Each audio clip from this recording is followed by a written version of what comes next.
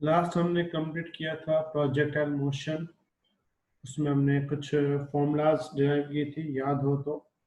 जैसे कि horizontal distance x की फॉर्मूला थी, याद है किसी को? एक्स की क्या फॉर्मूला थी horizontal distance? u cos theta into T.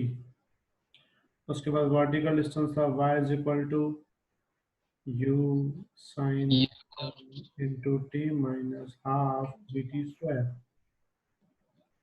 ठीक है। इसके अलावा वेलोसिटी की फॉर्मूला, यानी कौन सी? वेलोसिटी ऑफ एक्स, वो क्या होती है फॉर्मूला? u cos theta. और y की वेलोसिटी वर्टिकल, याद है? u sin theta minus gt। Very good. क्या फॉर्मूला थी? It's u sine theta minus g T. इसके अलावा हमने रिलेशन फाइंड किया था y और x में, याद है? y इज इक्वल टू क्या था? x tan theta minus half g x square upon u square cos square theta. याद है सबको बेटा? Everyone clear? Yes sir. ठीक है, ये तो था तुम्हारा सिंपल प्रोजेक्टाइल मोशन के कुछ फॉर्मूला। ठीक है। अब इसमें दूसरी बात ये है कि इसमें कुछ इंपॉर्टेंट टर्म आते हैं। कौन से इंपॉर्टेंट टर्म्स आते हैं वो ध्यान दो। सबसे पहला टर्म आता है time to reach maximum height. Term आता है time to reach maximum height. Time to reach maximum क्या होता है वो ध्यान देना। जैसे कि ये अपना प्रोजेक्टाइल था, हम मैक्सिमम हाइट किसको बोलते हैं? तो सिंपल बात है, ये टर्म होगा मैक्सिमम हाइट।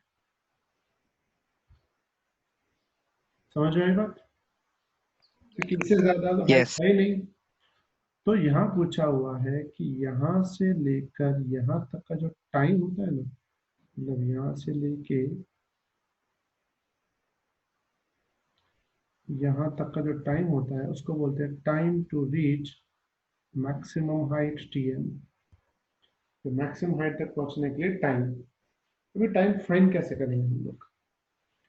तो मैक्सिमम हाइट एक ऐसा पार्ट है जहां पे वो अपनी डायरेक्शन बदल रहा है, क्योंकि यहां से पहले वो ऊपर जा रहा था, मैक्सिमम हाइट पे पहुंचने के बाद वो ऊपर नहीं जा रहा, नीचे जा रहा है। कोई भी पार्टिकल अपनी डायरेक्शन तब बदल सकता है जब उसकी ऊपर जाने वाली डायरेक्शन की वेलोसिटी जीरो हो जाए। मतलब ऊपर जाने वाली जो वेलोसिटी अगर जीरो नहीं होगी तो ये और भी ऊपर जाएगा। ये वापस नीचे कब आएगा? जब इसकी ऊपर जाने वाली वेलोसिटी क्या हो जाए? जीरो। तो ऊपर जाने वाली वेलोसिटी कौन सी है इनमें से? बोलो कौन सी है वेलोसिटी?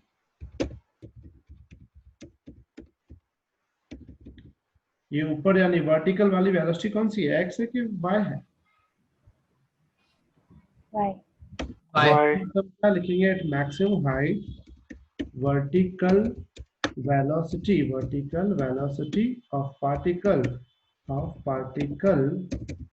Becomes zero. समझ में आई बात? मैक्सिमम वेलोसिटी जो हाइट होती है वहां पे वर्टिकल वेलोसिटी जीरो हो जाती है। वर्टिकल वेलोसिटी क्या थी? वी वाई थी।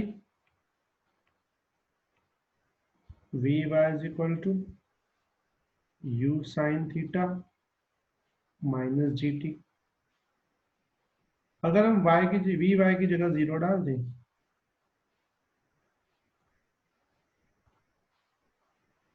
तो ये जो टाइम मिलेगा ना, इसको बोलेंगे time to reach maximum height. ये उस तरफ प्लस में ले जाएंगे।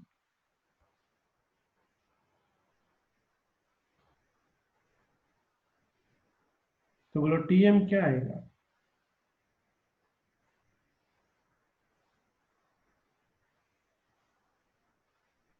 You sine theta upon g. Clear?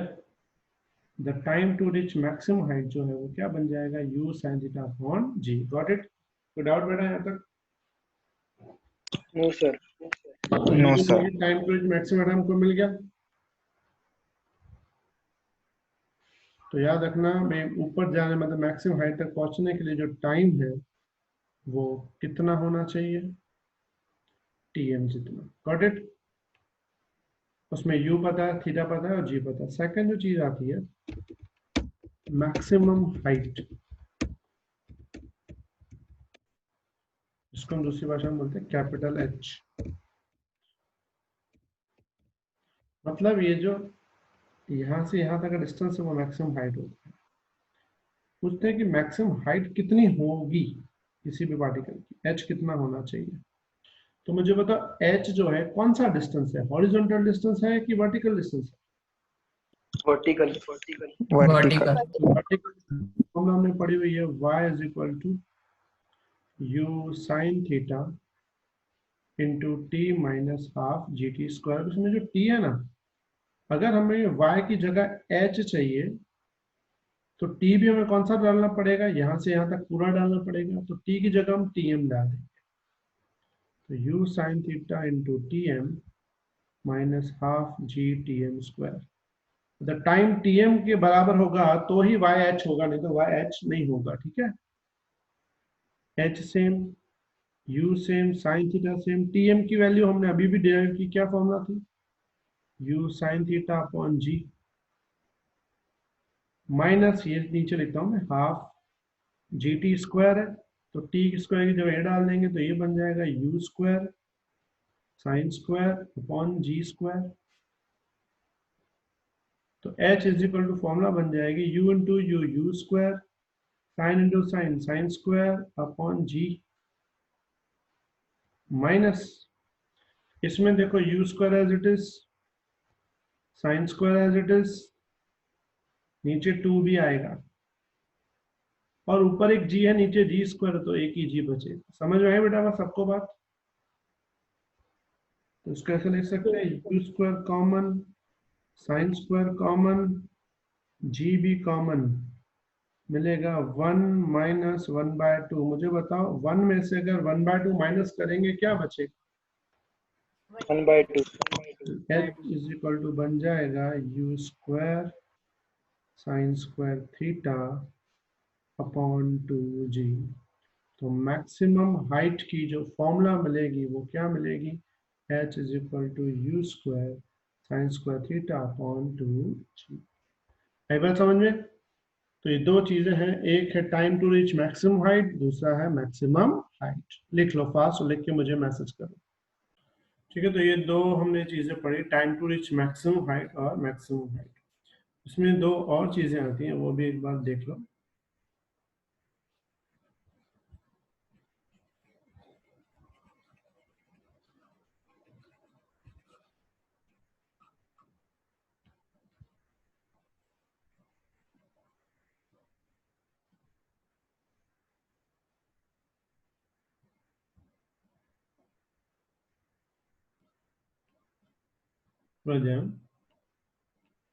जो थर्ड नंबर इंपॉर्टेंट टर्म आता है वो होता है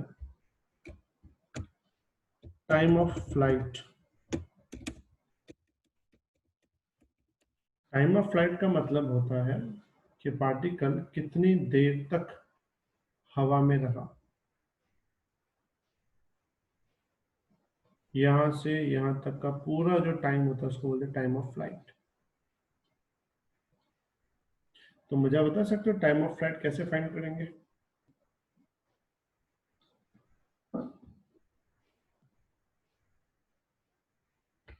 तो time of flight is double than time to reach maximum height. समझ में आई बात? डबल कैसे? Yes sir. तो टाइम ऑफ फ्लाइट को हम कैसे बोलेंगे, T F is equal to 2 times of T M. क्या था टी एम, याद है किसी को? U sine theta upon g. u sin theta upon g. ये बन गया तुम्हारा टीएफ। ये एक मेथड है, इसका दूसरा मेथड भी है। दूसरा मेथड कैसे करेंगे वो भी देख लो, और करके लिख देता हूं मैं।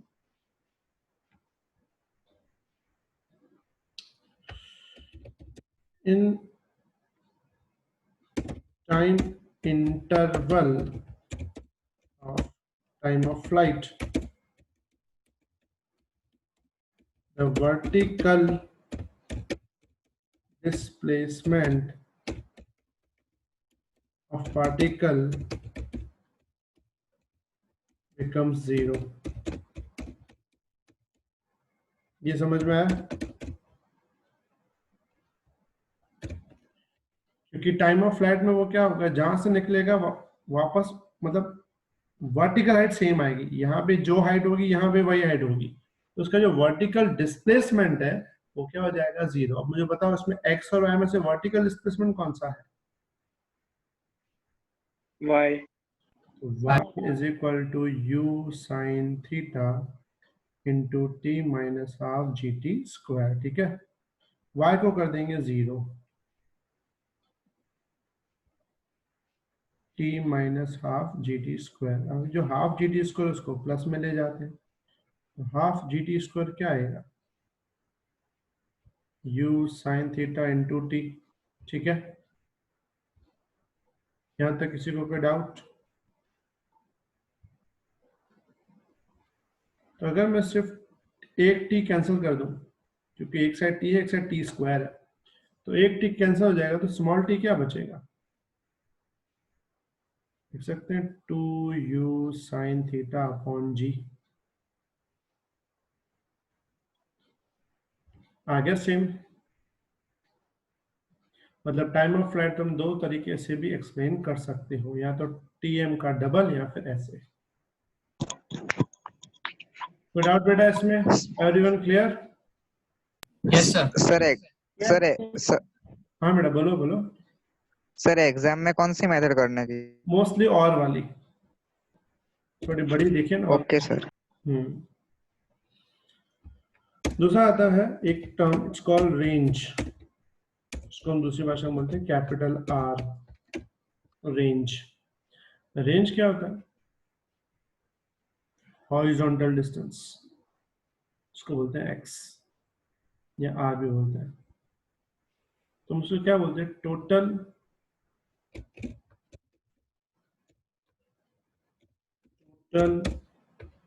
Horizontal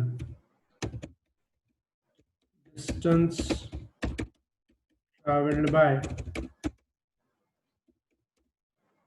particle in projectile motion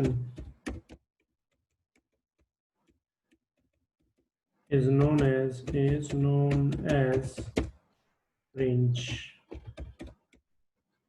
clear? अब है तो हॉरिजॉन्टल डिस्टेंस, तो हॉरिजॉन्टल डिस्टेंस की फॉर्मूला क्या थी?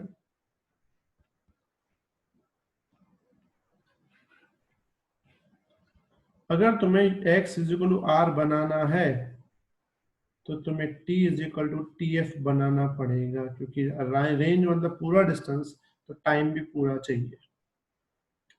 तो r is equal to u cos theta, t f की जगह क्या वैल्यू पुट करेंगे,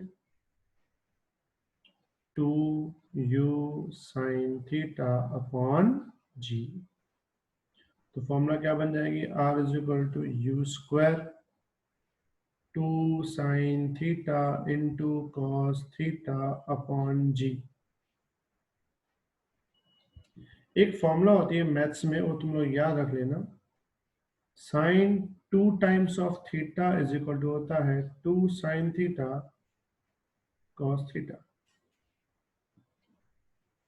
याद रख लेना,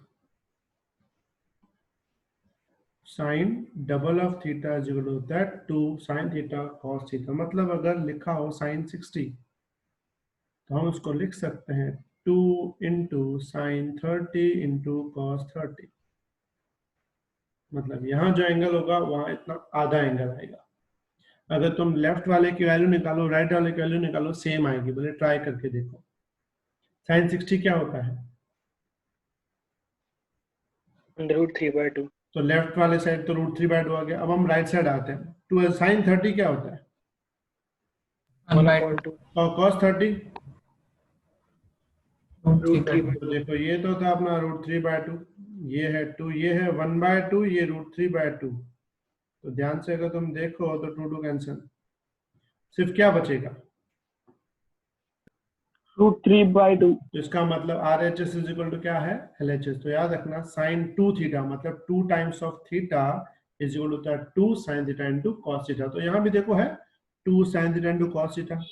तो R इज इक्वल टू क्या बन जाएगा? It's u² sin 2 theta upon g। तो ये बन गई इसकी रेंज। क्लियर बेटा? आई बात समझ में? Yes sir. लिख लो फर्स्ट।